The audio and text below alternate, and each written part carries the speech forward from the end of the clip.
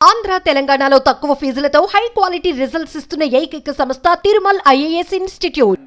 మేమా మీరే రాష్ట్రపతిని చూస్తున్నారు మీరే మీరే రాష్ట్రపతిని చూస్తున్నారు అధ్యక్ష రాష్ట్రపతిని చూస్తున్నారు సహనం ఎస్ అధ్యక్ష సహనం అధ్యక్ష రాష్ట్రపతి అందరూ చూస్తున్నారు. జగదీశ్వర్ రెడ్డి గారు ప్లీజ్ జగదీశ్వర్ రెడ్డి గారు ప్లీజ్ జగదీశ్వర్ రెడ్డి గారు ప్లీజ్ 1 మినిట్ అస్థానానికి గురి కాకండి, సహనంతో మాట్లాడండి, సభా సాంప్రదాయాలను కాపాడండి. మీరు సీనియర్ శాసనసభ్యులు, మంత్రి పదవి కూడా చేశారు మీరు 10 సంవత్సరాలు. మీరు ఈ విధంగా మాట్లాడడము సభను సాంప్రదాయాలను తప్పుదోవ పట్టించడం మంచిది కాదు. ప్లీజ్ మాట్లాడండి. అధ్యక్ష అధ్యక్ష ఏ సభా సంప్రదాయానికి నేను విరుద్ధంగా మాట్లాడినా మీకు చెప్తే తర్వాత మాట్లాడదు అధ్యక్ష. నా విషయంలోనే నన్ను ప్రశ్నించడమే సభా సాంప్రదాయాలకు విరుద్ధము.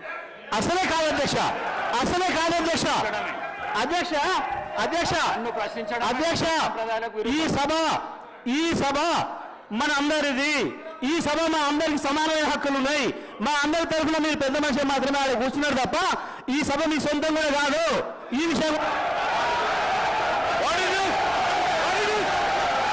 అధ్యక్ష అధ్యక్ష అధ్యక్ష వారు మాట్లాడిన ప్రతి పదం వెనుకకు తీసుకోవాల్సిందే. ఈ రోజు చేర్ని దూషించిన సందర్భంలో వారు క్షమాపణ చెప్పాల్సిందే అధ్యక్ష. క్షమాపణ చెప్పాల్సిందే అధ్యక్ష.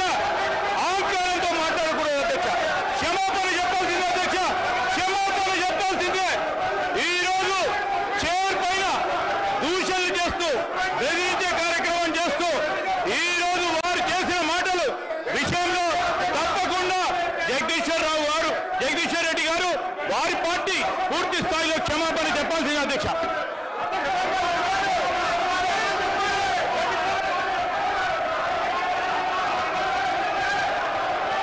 స్పీకర్ సార్, శ్రీధర్ బాబు గారు ఆ మాట వినండి. జగదీష్ రెడ్డి గారు ఏం తప్పు మాట్లాడిండు? సభలో అందరు సభ్యులకు సమానమైన హక్కు ఉంటుంది.